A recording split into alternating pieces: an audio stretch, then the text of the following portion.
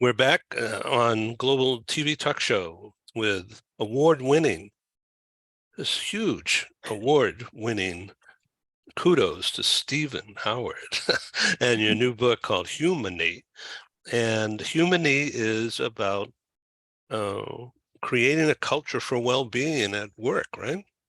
Yes, it is, Ed. I created the word, as you know, and some of your audience might be aware of. I created the word combining the word humanity, and harmony to, partly to emphasize the need that we lead people, we lead human beings. We don't lead assets, we don't lead resources, we don't lead a workforce, we lead human beings.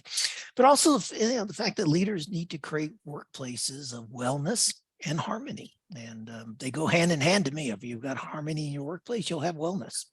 So creating a culture for that to happen comes from mid-level manager, a leader, or from the C-suite down? Well, preferably from the C-suite, but I'm not going to hold my breath until it happens, quite honestly. But the beauty is that any leader can do that within the team that they lead, whether it's a 3-person team, a 30-person department, a 300-person division in a big organization. You can set some standards, and you mostly it's a mindset change. You have to understand that job stress is by far and away the major source of stress for most American adults, and I would argue most adults around the world. And according to the American Institute of Stress, it's escalated precariously, in their words, precariously, since they said this in 2019 before the pandemic. So you can imagine how much it's escalated in the 3.5 years since they released that report. Boy, so winning the award, this is from nonfiction authors, right? So this is basically business or travel? Well, nonfiction, any nonfiction book. It's the Nonfiction Authors Association. It's an industry association of authors. I think it's been in existence 10 or 11 years now. But anything that's nonfiction, it could be a biography, it could be a historical book, it could be, in my case, business type books. It could be a memoir, anything that's not a piece of fiction. Writers can join writers can join the Nonfiction Authors Association, and then they do review, I don't know, 25 to 35 books a year, I think, and they give out gold, silver, and bronze awards. And I got a silver award a couple of years ago for a previous book, and I was just like over the moon to get the gold medal award for HUMONY leadership. And not just the award, it's what they said about the book for me. I mean, they called it a significant work with an important mission. And that's how I feel about HUMONY and about the topic you just brought up, the leaders needing to bring well-being into the workplace. I'm a bit passionate about that. And I think it is a mission that we should all be focusing on. So without naming names, some of your tech clients that you have right now, are they practicing HUMONY? Some of the individuals are. I'll be honest with you, I don't see any large organization practicing HUMONY. But a lot of small organizations are, and I'm really reluctant. I remember when Tom Peters wrote the book In Search of Excellence, and like 3 years or 4 years after he wrote the book, about half those companies had gone downhill. So companies are led by humans. Humans make mistakes, and I'm just so afraid that, hey, this company over here is doing it right, and then somebody screws up. I mean, oh boy, yeah. So what are the challenges then to implement harmony, HUMONY in the workplace? I guess you take one day at a time, one person at a time. Yeah, I would take one leader at a time. To me, a leader is anybody who leads people. So, I mean, it could be a first-line supervisor, or somebody's just been made a head of a team, on up to an entrepreneur or senior level business executives. I think one of the key things, and is particularly when it comes to like burnout, and there's still this, what's the right word I would call, bias against burnout, a stigma is the word I'm looking for. If you were my boss and I went to you and I said, hey, Ed, look, my back hurts. I was playing basketball last night with the kids and I hurt my back. I'm just going to go home and rest this down. I'll be available if you need me. Is that okay? And you'd probably say, yeah, we understand. If I went to you and said, hey, Ed, my brain is fried. I've got so much on my plate. I can't think straight. I'm going to go home, take a nap for an hour and a half. I'll be available this afternoon, but I just want to go home and just set myself mentally. You'd look at me, maybe not you, but a lot of leaders would look at me and say, pull your socks up, Steven, get back in the game. What are you, a weakling? But it could be tough. You can do it, push on. And we got to get past that stigma that stress, burnout, the responsibilities we have outside the workplace, we bring into the workplace. And it's not me. I mean, I picked up on this from the research I did from the book. The World Health Organization, again in 2019, before the pandemic, declared burnout an occupational phenomenon. It's worldwide.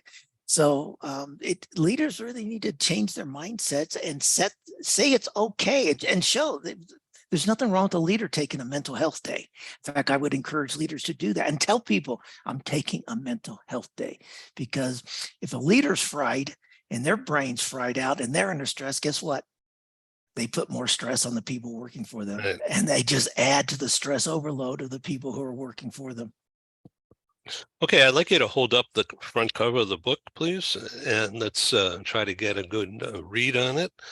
And okay, HUMONY Leadership.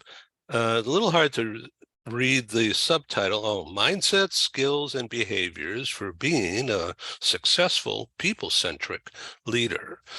Now, that's a lot of words. So mindful means, well, you embrace. Yeah, it's mindset. So you change your mind, the way you look at things, the way you for instance, my first job in Texas. I mean, if I had to go to the dentist on Wednesday afternoon for a routine, like just clean the teeth routine, went to my boss, he would have said, "What, your dentist doesn't work on Saturday? What are you taking? What are you doing this?" Well, today is a total different world. And so today the mindset is, hey, if you're getting your job done, you're collaborating with your team members, you're not holding you. If you're going to be away for an hour and a half for a dental appointment and you're not interrupting the workflow of our team, yeah, that's a big deal. Go do it. And, and it's your choice, Stephen. If you want to work tonight at 8 o'clock to 9 o'clock to clear whatever you were working on, that's fine because the report's not due to Friday. And, I'll expect you to get it done. But yeah, if you want to go to the dentist, I understand that's a mindset change. That mindset change that I need to understand that Stephen has human needs. He has responsibilities outside the workplace, and I'm going to trust him that he's going to get the job done. He's a good performer, but I'm not going to mandate that he stay in this cubicle from 8:30 a.m. to 5:30 p.m. Monday to Friday and not do anything, including don't pick up the phone and call your loved ones. You're dedicated to me from 8:30 a.m. to 5:30 p.m. That you're mine. Well, that's slavery. That's a bad business world. That's a bad mindset. So this person, this leader, needs media training so that they can take advantage of this happy employee who's going to have a teeth cleaning and polishing on company time, and it's quite all right. He's going to come back with a Pepsi and smile, and we should take a picture and put it on the wall with a subtitle, something like employee of the day, and I'm smiling, and use it to create this culture, to communicate that this kind of thing is cool. Yeah. It's okay to do it. It's okay. And, and I'm going to trust you. We've talked about this before. Don't walk in and say, here's how you earn my trust. I'm going to say, I trust you as a leader. If you tell me you're going to the dentist, I am going to trust you're going to get your work done. And, and obviously, look, there's always going to be, pick a number, 4%, 6%, 7%. There's going to be some screw ups out there. People goof off. People are going to take advantage of that. Would you rather concentrate on a leader on the 90+% of people who are going to do it right, or do you want to handcuff everybody because you've got 4%, 5%, 6% of people who are going to take advantage of that, and they're going to, they're going to go to the bar and have a, but hey, Executives used to take 2.5, 3 hour lunches years ago. That used to be okay, Right. but not the Martinis. workforce. Yeah, Yeah. not the workforce. Yeah, the 2 martini, 3 martini lunch. I knew a guy at the company I once worked for. They called him Mr. 84 because he had lunch and dinner at restaurant 42 in New York twice a day because they called him Mr. 84. And he came back into the office drunk Yeah, he did. But, or that was high. that was the old. Yeah, he did. But that was the old school of selling back then. This was advertising sales. This is the whining and dining, and take clients out and then get them to sign a contract with you. That's I don't know if that works today anywhere. Okay, let's talk about the idea of making a change. How would you recommend that C-suite communicates that they're changing? I think a couple things. One, teach your C-suite, teach your. I say teach all leaders. Look, there are 5 top causes of burnout at work based on Gallup study research. Know what they are so you can help people prevent burnout or manage it, and talk about it. That it's okay to talk about it, destigmatize burnout in the workplace, have conversations around it, recognize that it is a true mental wellness issue. And notice I say mental wellness, it's not a mental health issue. Mental health, again, has stigma to it. That person's got mental health issues. No, they don't. They have Right. mental wellness issues, and they could be as simple as burnout, could be stress, it could be anxiety, but Yeah. they're it's a wellness, and encourage people to take mental rest for a few hours, mental refresher days, do more things. You want to create a culture. I mean, even before I researched this, and then certainly after I researched this, when I was doing in-person classroom training, I would often take the class out after lunch, and we'd sit out in the garden if or someplace like on park benches or some whatever, depending on the facility we're at. But even in a hotel, we'd go out and find them. I took a class one time out to the swimming pool and sat them outside, just got fresh air. And we did I talked for 30 minutes about a topic, we had back and forth discussion for 30 minutes. We got some fresh air. We went back in the classroom. Everybody was mentally refreshed. It's simple things like that that we can do to create a culture of better well-being, and just talk about it. So let's go into your book, if you don't mind. This is impromptu, unrehearsed out there, audience. So bear with us. You see my nervousness? No, you're hiding, you're shaking hands. So dive into your book and pick a page where you have like a workshop kind of a thing, or a to-do, or a summary at the end of a chapter that says, okay, now here's what to do with this learning, something like that.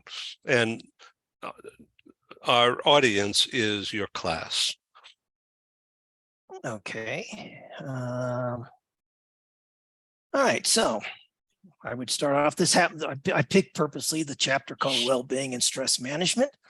And I've got some statistics in there from the American Institute of Stress, like 40% of workers report their jobs as very stressful.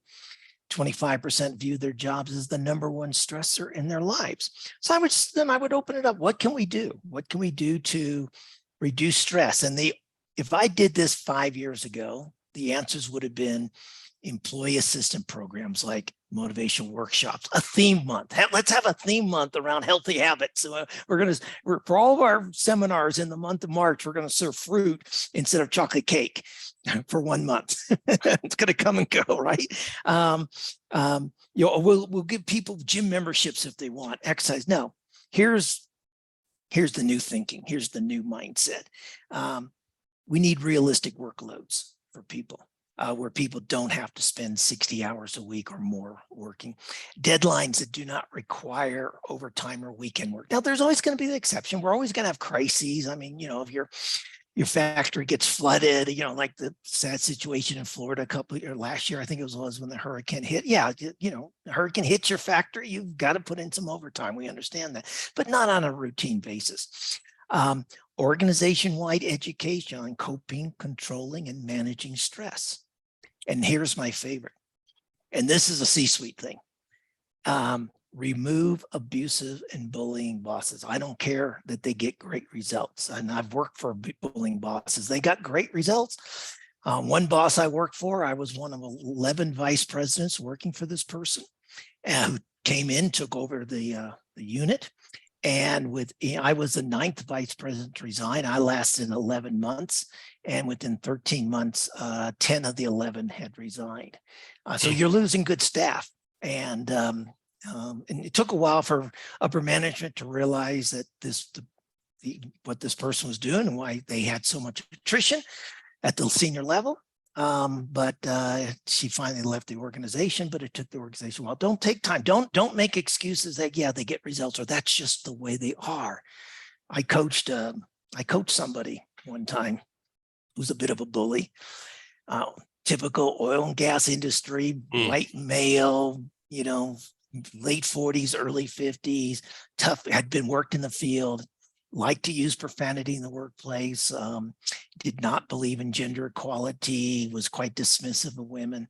And so I worked with this person. I said, oh, and he said, this is just who I am. They have to accept this. I said, no, they don't. And let me ask you something. I said, you're a church going person, aren't you? He said, oh yeah, every Sunday and every Wednesday, the family and I, we have a church thing on Wednesday nights. And I said, do you swear in front of your minister?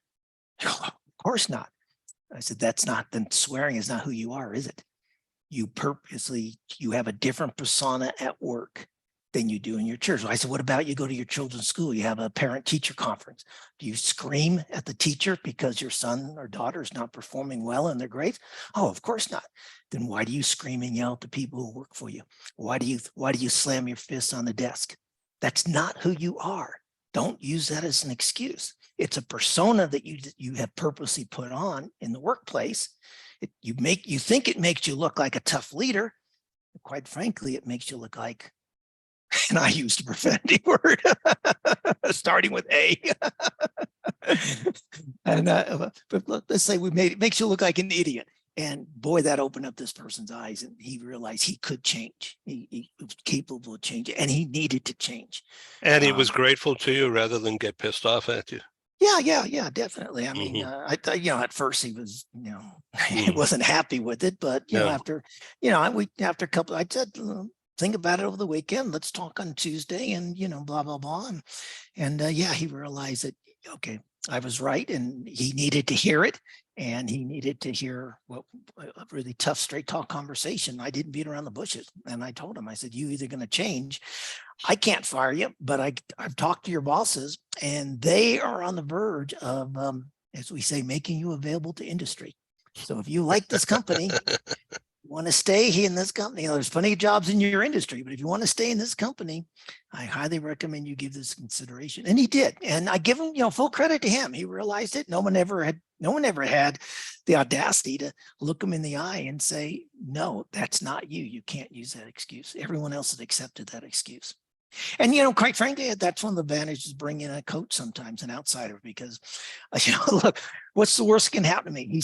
He tells me to go to hell. Okay, so I don't, I'll find another coaching client. I mean, that's okay. It's up to that individual, but the beauty is it's something, sometimes it's like, sometimes your spouse can't tell you something. Sometimes your best friend can't tell you something. Sometimes your boss can't tell you something. You need that independent outsider to come in and be very, very frank with you and very strong.